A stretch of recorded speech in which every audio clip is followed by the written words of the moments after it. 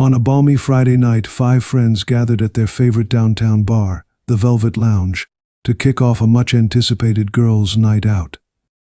There was Emma, the sassy lawyer with a sharp tongue; Sophie, the free-spirited artist; Rachel, the no-nonsense corporate executive; Maya, the bubbly teacher; and Claire, the quiet but observant bookshop owner.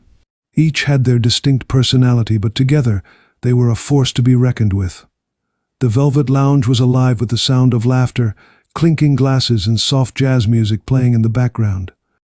The women claimed a corner booth, sipping on cocktails and reminiscing about old times. The night was perfect, filled with easy banter and the comforting warmth of friendship.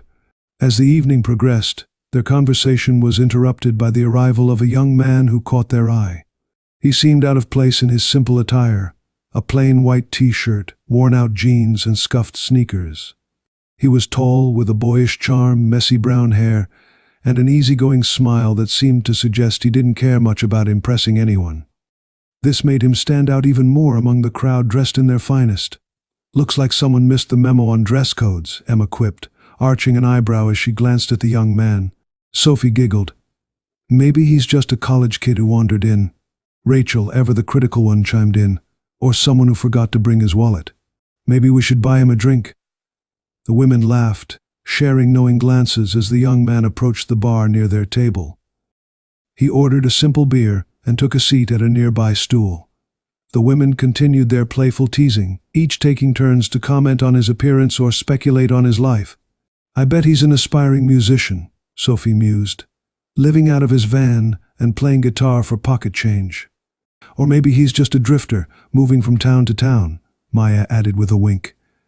Despite their jests, the young man seemed unfazed.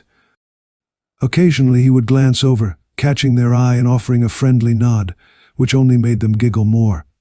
After a while, the young man, noticing their mirth, decided to break the ice. He turned to face them and raised his glass. "To a good night," he toasted, his voice calm and self-assured. "Cheers," the women responded in unison, raising their glasses with mocking smiles. Claire, who had been quiet all evening, finally spoke up. "So what brings you to the Velvet Lounge?" she asked, her voice polite but curious. "Just enjoying the evening," the young man replied with a grin. "I'm Ryan, by the way." Introductions were exchanged, and soon Ryan was invited to join their table. The conversation was light, and the women, still convinced he was just an average guy, continued to tease him playfully. They asked him about his job, to which he responded vaguely, saying he was in business. They pried for details, but he skillfully deflected, turning the questions back to them. As the night wore on, the women started to genuinely enjoy Ryan's company. He was witty, charming, and surprisingly well-read. Yet, they still couldn't shake the image of him as a young man without much to his name. At one point, Emma couldn't resist making a pointed comment. "You must have some serious confidence coming here dressed like that," she said with a smirk. "Most guys would be too embarrassed to even walk in." Ryan chuckled. "Well, I've learned not to judge people by their appearance," he said, a mysterious glint in his eye. The women nodded, though they still couldn't help but find amusement in his nonchalant demeanor. Eventually, as the night began to wind down, Ryan stood up to leave. "It was great meeting all of you," he said with a smile. "I had a fantastic time." "You too," the women replied genuinely. Despite their earlier mocking, they had grown to like Ryan. Just as he was about to step away, Ryan paused and reached into his pocket.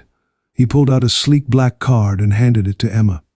"In case you ever need business advice or want to grab another drink sometime," he said casually. Emma took the card, expecting it to be a simple piece of cardboard with a phone number scrawled on it. But when she looked down, her eyes widened in shock. The card was made of metal, embossed with gold lettering. It read, "Ryan Thorne, CEO, Thorne Industries." The room seemed to go silent as Emma passed the card around to her friends. Each of them stared in disbelief, their previous assumptions crumbling in an instant. "You're Ryan Thorne," Rachel finally managed to stammer, recognizing the name of one of the most successful young entrepreneurs in the city. Ryan smiled, that same easygoing grin they had seen all night. "I guess I forgot to mention that part," he said with a shrug. But like I said earlier, I've learned not to judge people by their appearance." With that, he gave them a final nod and walked out of the bar, leaving the women sitting in stunned silence. They exchanged looks, a mix of embarrassment and astonishment washing over them. The man they had mocked all night was, in fact, a millionaire, a self-made success who had built an empire from the ground up. "Well," Sophie finally said, breaking the silence, "I guess we'll never live this down." The others laughed, the absurdity of the situation finally sinking in. "I can't believe it," Emma muttered, still holding the card. "We spent the whole night making fun of a guy who could probably buy this entire bar." "Looks like we got a taste of our own medicine," Claire said with a grin, her eyes twinkling. From that night on, the women never forgot their encounter with Ryan Thorne. It became one of their favorite stories to tell, how they had met a seemingly ordinary guy, only to discover he was anything but. And it served as a reminder that sometimes appearances really can be deceiving.